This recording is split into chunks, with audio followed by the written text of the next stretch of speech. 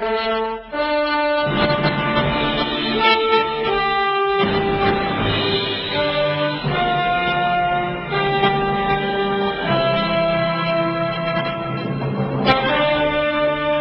to Shattering This, a program devoted to those who know that the world's political, religious, military, economic, media, and academic institutions are corrupt, that they are counterproductive, and that they cannot be fixed. Our mission is to know who is working against our interests, to understand how and why they're doing so. Because exposing and condemning such schemes, even when they're religious, patriotic, or political, isn't hateful, it's caring. In our concluding hour, we're going to use evidence and reason to continue to explore Paul's letter to the Galatians, comparing it to what Yahweh had to say to prove conclusively that the founder of the Christian religion, Paul, was a liar. Our phone number, if you'd like to participate in this discussion, is 877-300-7645. A couple of days ago, I had the opportunity to expose a liar. He masquerades as the Muslim guy. He is a keynote speaker at almost every major university in the United States. He has been interviewed on virtually every major media channel in the United States. His name is Arsalan Iftikhar. And now that we have an Islamic scholar, someone who knows the religion of Islam probably better than anyone alive, a man who I've had the pleasure of knowing for many years now. He is the author of Lifting the Veil, the True Face of Muhammad and Islam. Q al Rassoli, how are you this morning? I'm fine, sir. How are you? Good, actually. Evening for you, afternoon for most of our listeners. I devoted an entire program, in fact 2 hours, earlier this week, to a response that was written by a fellow that calls himself the Muslim guy. Are you familiar with him? I don't know him, no. Okay. You may want to, if you have a computer handy, just Google Muslim. In fact, I even think it's just the URL is simple. It's muslimguy.com. He's someone that you'll want to get to know and oppose.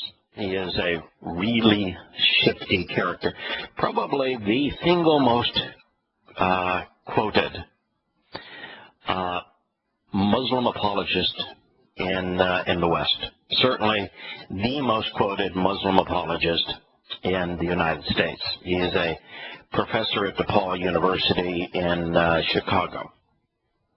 Oh, of course, Chicago. Dearborn, Michigan. That's where the Muslims are.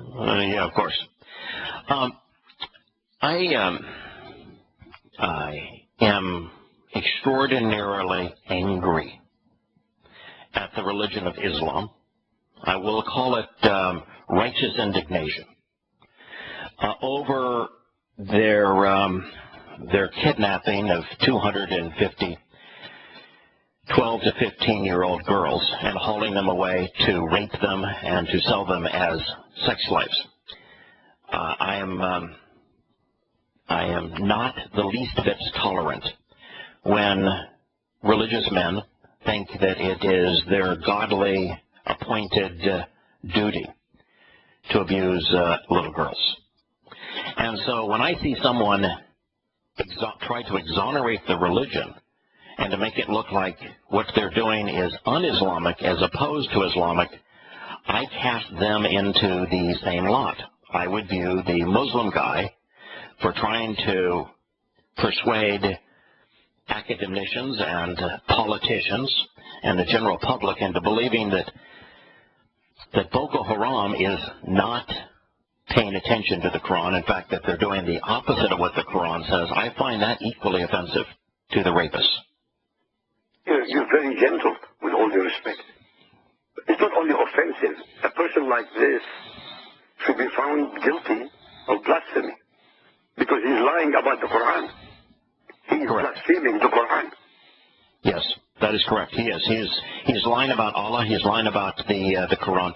Now, in this particular case, I want to go back to the defense that he made of the Quran, and then have you share with our listeners what the Quran actually said. I attempted to do so a couple of days ago, but I think you can do a better job than I did. His article that was published by CNN 2 days ago begins as follows. Hey, Boko Haram, have you read the Quran lately? Most of the 1.6 billion Muslims in the world have. By the way, that's not true. And we're utterly, it's not even remotely true that most of the 1.6 billion Muslims in the world have read the Quran. That is, and in fact, you're laughing, but of course, because, well, first of all, half of the Muslims in the world can't read because they're women. Okay, so that takes half of them away. So you can't have most because half would be women and they can't read. And the second part of that is that of the remaining 800 million Muslims, most of them are also illiterate. Don't read Arabic, by the way. Of course, don't read Arabic. The ones in Pakistan, in Afghanistan, in Indonesia or Malaysia, they don't read Arabic. Right. And actually most Muslims are like most Catholics for the first 1,000 years that after Constantine created the official church. They were not even allowed to have copies of the scriptures for fear that they might misinterpret them. And in the case of Muslims, they go to their imam, they go to their Friday prayers to keep from being slaughtered by good Muslims in their communities, and they are told what to think. They don't actually have Qurans for fear of being accused of misusing one. And so my guess is that it's probably 10% of Muslims that actually have read the Quran. I think it's the correct figure, yes. Mostly 10%, yes. Yeah. So his first statement, most of the 1.6 billion Muslims have read the Quran, he would be off by at least a magnitude of 5 times, because it can't be anywhere close to 51%. Okay. Yeah, can't even be close. All right. That's the beginning of this. And, of course, the idea that he's proposing here is that Boko Haram's leadership has not read the Quran. The leader of Boko Haram, what was his occupation and education prior to leading the Islamic terrorist group? Do you know? Not really, no. Okay. You know what his name is? No. Abu Bakr. Could you tell us, our listeners, just a little bit about his namesake, about Abu Bakr and his love for little girls and his relationship with Muhammad? Yeah, Abu Bakr was the father of Aisha when he gave her his daughter to Muhammad at the age of 6 to tie her. Right. By the way, he didn't just give her to Muhammad at the age of 6. She was thrown into Muhammad's bed at the age of 6. Right. All right. And Abu Bakr was the primary financier of Islam. Had it not been for Abu Bakr, Islam would not have made it out of Mecca, wouldn't even have survived its first year. Now, so that's the man we're talking about here. His name is Abu Bakr. He was a student of Islamic studies. So he went to school to become a student of Islamic studies. His expertise is in Tawhid, the oneness of Allah. Tawhid, yes. Yeah, Tawhid, the oneness of Allah. All right. So he has a college degree in Islam. So what do you think the likelihood is that Abu Bakr has not read the Quran? Well, it's 0. Okay, 0. So we have 2 lies right at the beginning. Then as he goes on to say, most of the 1.6 million Muslims in the world have, and we're utterly certain that it condemns kidnapping young girls and selling them into slavery. No matter what you say, Allah tells you. Does the Quran anywhere prohibit slavery or the enslavement of little girls? Never. On the contrary, the Quran incites and sanctifies Muslims to rape, to enslave non-Muslims, and Muslims who are of different sects also. Correct. And is it not true that Islamic behavior, that is, the Islamic religion, is guided by three things? What the Quran says, what Muhammad did, and what Muhammad said. Absolutely. That's Sharia. Okay. Is there any other element of Islam? Is there anything apart from what Muhammad did, which is Sunnah, what Muhammad said, which is Hadith, and the Quran, which is Muhammad's recital? Is there anything else anywhere in the world that is representative of Islam other than those three things? Cannot exist. Impossible. Okay. Does the Quran say that Muhammad is the perfect example to follow? Of course. He was the most perfect male ever created. Okay. Did Muhammad ever engage in kidnapping? Ever? Is that a question? Yeah, it's a question, did he? He lived off kidnapping. He lived off enslavement. He made money out of it. Okay. It was a mission. The first terrorist raid that Muhammad engaged in, it was called the Battle of Badr, correct? Correct. In it, did he attack an opposing army that was threatening him? No, he attacked a civilian caravan. Okay. And when he attacked the civilian caravan, what did he do with those he didn't kill? Well, he sold some of them and then he murdered others. Yeah, so he either murdered them, or he took them as captives and either ransomed them or enslaved them. Is that correct? Correct. Correct. 100%. It's in their books. I mean, it's not as if you and I are creating these things. It's in the Hadith. No. It's also in the Quran. It's also in the Quran. The eighth surah of the Quran was written specifically to sanctify the behavior of stealing and of enslaving and of kidnapping for ransom. That's the entire purpose of the eighth surah of the Quran, was to sanctify Muhammad's ghoulish behavior at Badr when he robbed a civilian caravan. There's no other purpose of the eighth surah. So the eighth surah exists expressly for that purpose. Correct. And Ansar means for plunder, booty. Right. And from a Muslim point of view, booty was not just stolen property, but stolen lives. Is that correct? Absolutely correct.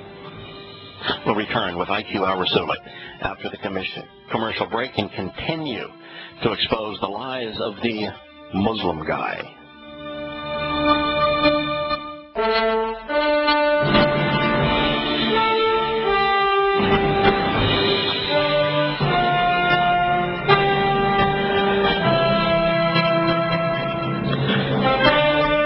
Welcome back to Shattering Myths. The next line from the Muslim guy, this professor at DePaul University, the single most quoted Islamic apologist in the United States, says, as a Muslim human rights lawyer, before we read any further, Muslim human rights lawyer, are there any human rights in Islam?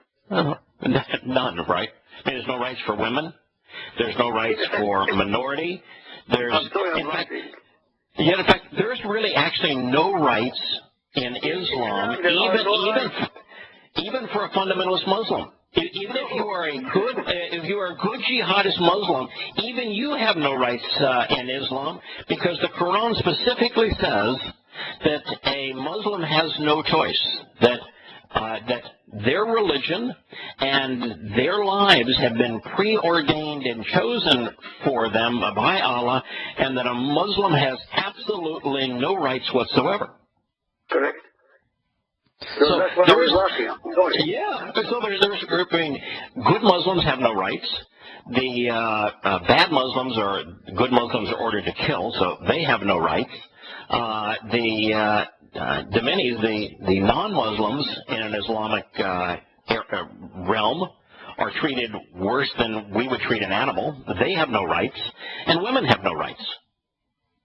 Yes. How could you be a human rights lawyer as a? I mean, there's that's a complete oxymoron. Upside down world. That's what we have today. I mean, how could he be a professor in any university in the Western world? I have no idea. Well, wait till you hear what he cited to defend his position. And if we lived in a world of morality and consequence, he would not only have been fired, he would have been disgraced. But we don't live in a world of consequence or of moral objectivity. Well, go ahead. We can't fire him, but we can disgrace him. We can. You can. So he says, as a Muslim human rights lawyer, it is obscene and absolutely un-Islamic for these lunatic human rights traffickers to invoke the name of God while kidnapping young girls and threatening to sell them into sexual slavery. Can I interrupt you? Oh, absolutely. He said God. Yeah. Allah is not God. That's correct. So he's already deceiving the Americans for the fourth time. Correct. Calling Allah God is untrue because Allah is definitely most definitely not the same as the God of Jesus, Moses, and Abraham. Yeah, there's only one God. There's only one deity who's actually proven that he exists and proven that he is God. His name is Yahweh. And he says any God by any other name is false. And he says, I only have one name. And he gives his name 7,000 times in the Torah, Prophets, and Psalms. And since he conceived DNA and created the universe, I think there is a significant likelihood that he knows his own name. And that name is You and I know very well that in many of the new translations of the Quran, the word Allah, which appears in the Arabic language, is mistranslated deliberately and deceptively to call it God. Of course. There is the Quran is very clear that Allah is one of their God's names. It's not the only one of their God's names. In fact, the Islamic God of Muhammad was named Ar-Rahman before he was named Allah. There are even surahs devoted to the God named Ar-Rahman. Yeah. And the only reason that Ar-Rahman did not stay as the exclusive name of the Islamic God is that while Muhammad was in Mecca, Ar-Rahman was the only name that he used for God.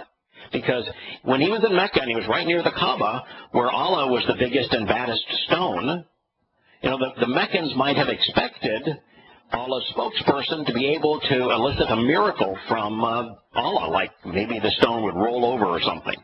And so he never mentioned Allah while he was in Mecca. It wasn't until he fled Mecca in shame, after he had created the satanic verses and multiple gods, that he went away from Ar-Rahman and began to call his God Allah. By the way, the Rahman was actually the god of the Yemen. That is correct. When he started, literally, I mean, that's a fact. It's not a matter of negotiation also. Right, Rahman was the god of the Yemen. Allah was the god of the Kaaba, of Mecca, of the Quraysh tribe. That is correct. That's why they in fact, there are verses in the Quran which ask, why was he using the Rahman? Yeah. The Meccans were asking, why was he using the Rahman? Oh, I can tell you the answer to the question, and you know the answer as well. It's because the first one-third of the Quran, when it is arranged chronologically, is comprised of Muhammad plagiarizing and twisting the Hanaf poetry of the Yemenite pagans. And their God was Ar-Rahman, and therefore that was Muhammad's God.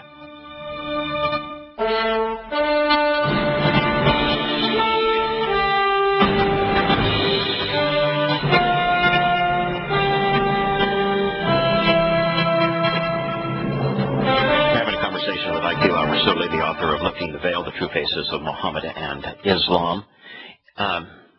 Rather than it being absolutely un-Islamic for men invoking the name of God to kidnap young girls and to threaten to sell them into slavery, That is the absolute epitome of appropriate Islamic behavior. Is that true? Absolutely true. But I would like our listeners to double check us. Okay. I'm going to quote from the Hadith. Sahih Muslim Hadith 4.1062. Abu Hurairah reported that the Messenger of Allah said, I have been given superiority over all the other prophets in 6 respects. I have been given words which are concise but comprehensive in meaning. I have been made victorious by terror. Spoils have been made lawful to me. The earth has been made for me clean and a place of worship. And finally, I have been sent to all mankind, and the line of prophets is closed with me. This is not ambiguous. He is saying that he has been made victorious with terror, that the world belongs to him, that the spoils have been made lawful to him. I mean, what more does anybody need?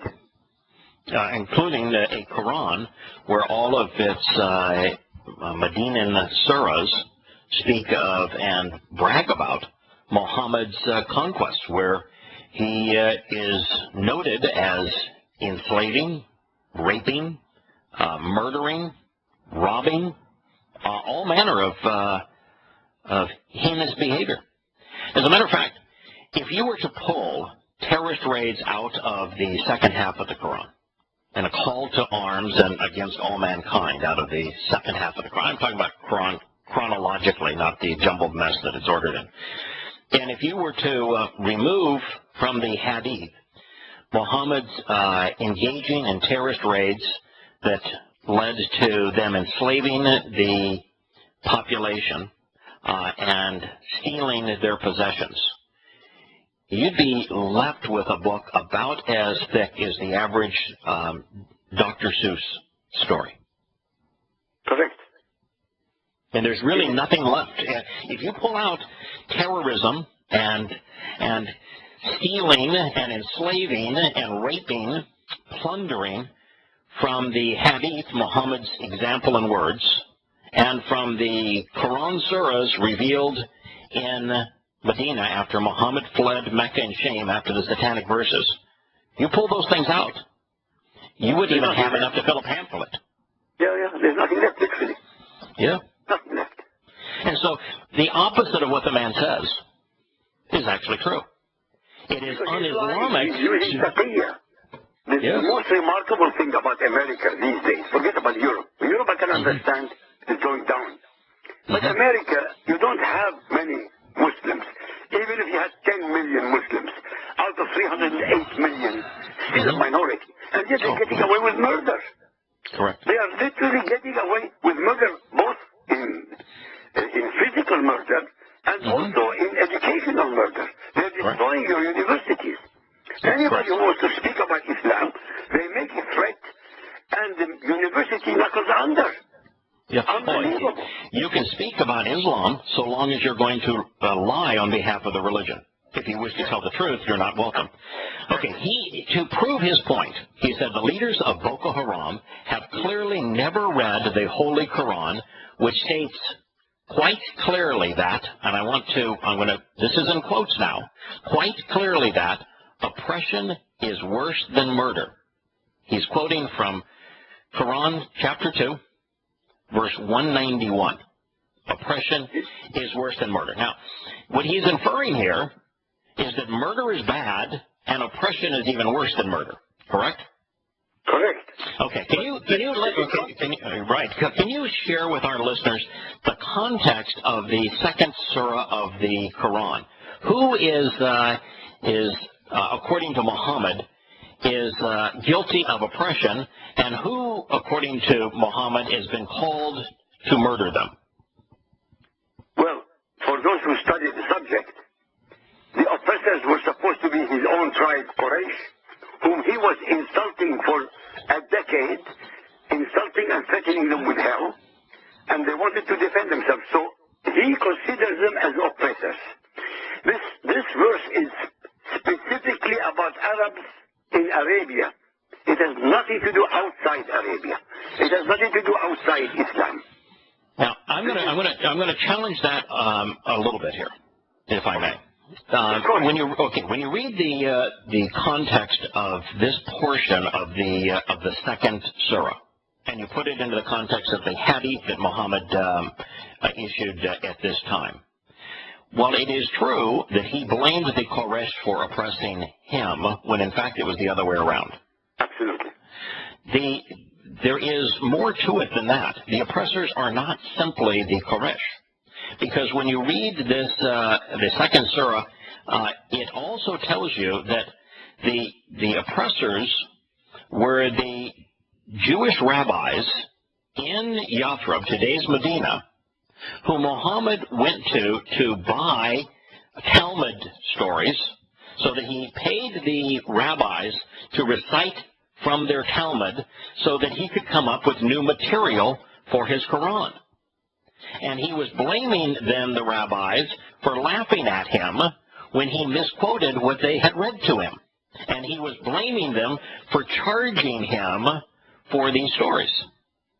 And so in the second Quran leading up to 191, in addition to telling the Muslims that it was okay for them to go kill the Quraysh because the Quraysh had oppressed them, he was also telling the Muslims that it was okay to go kill the Jews because the Jews were making an unfair profit by charging Muhammad for Talmud stories. Correct. Now, is my slight not embellishment, but my addition to the context of this, is it consistent with what you understand to be true? Yes, but he adds up. It adds up in the verses. But if they fight you, slay them. Well, here we have a group of thugs who are threatening the Jews of Medina, who are threatening the Quraysh tribe, that unless they convert to Islam and accept Muhammad as a prophet, they will have to be killed. So they left them no choice. So really all this verse is totally meaningless. The gentleman, well, I'm calling him a gentleman out of being respectful to your program, is bullcrapping. There's nothing in it which is absolutely right. If you have a Quran handy, could you read for our listeners the 190th verse of the second surah? Yeah. You want it in Arabic or you want it in English? No, let's give it to our listeners in both languages. Okay. In English it says, fight in the cause of Allah those who fight you. But do not transgress limits. For Allah loveth not transgressors. وَقَاتِلُوا فِي سَبِيلِ اللَّهِ الَّذِينَ يُقَاتِلُونَكُمْ وَلَا تَعْتَدُوا إِنَّ اللَّهَ لَا يُحِبُّ الْمُعْتَدِينَ. But this is not true. He was always the aggressor. He was always the instigator of trouble. And he was always in excess of what he should be. He mutilated the very people, the leaders of the Quraysh at the Battle of Badr. He mutilated them. Correct. Not only did he slaughter them, but he mutilated them. Yeah. How could going after a civilian caravan, stealing the property, killing the men, in fact, he actually tortured those who survived the first onslaught so that he would be more successful in capturing more of their property, and then selling the remaining survivors into slavery. How could you transgress the limits more than that? Exactly. So, that's exactly what I'm saying. Right. By the way, you know what everything. Right. By the way, the FOD Foundation for publishing Qurans in Mecca put in parentheses after the verse that you've just read. This is the first verse revealed in connection with jihad, and it was supplemented by, supplemented, actually supplanted is what they should have said, by the 9th surah. So what they're saying here is, what they're saying here is that this limitation on jihad was lifted by the 9th surah. Correct. And so by the 9th surah, there is no limit. There is no limitation. That is correct. Abrogated. And by the way, every student of the Quran knows that. What we've just shared, this guy that the limits were lifted.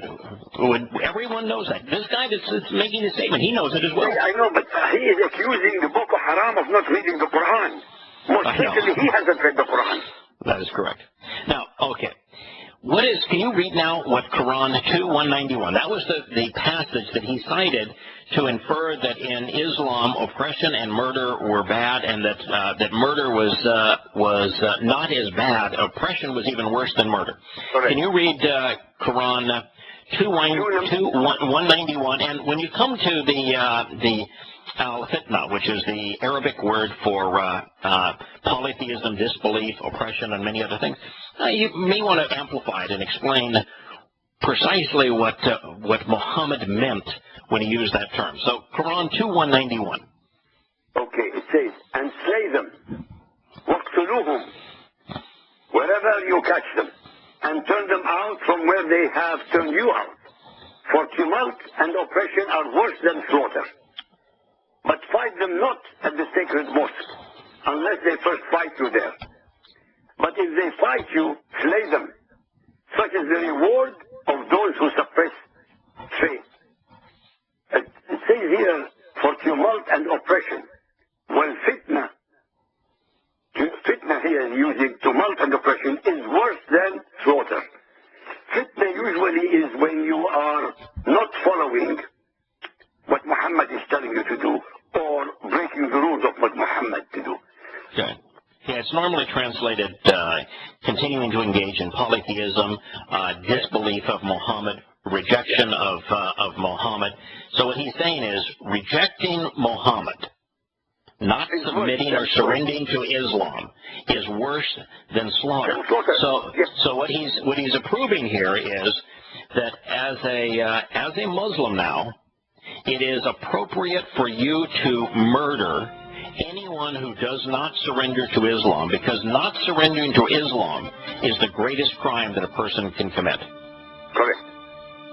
So the passage that the Muslim guy cited is actually says the antithesis of what he implied.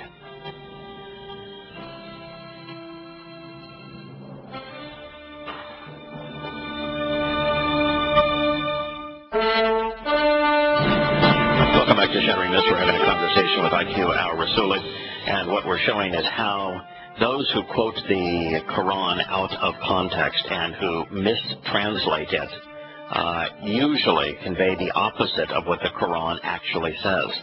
In this particular case, you have the Muslim guys writing on behalf of CNN saying that Quran 2:191 prohibits oppression, and that it speaks negatively of oppression. When in fact, when you read Quran 2:191, it actually tells Muslims to go fight and kill anyone who doesn't accept Islam, who doesn't surrender to Islam, wherever they are.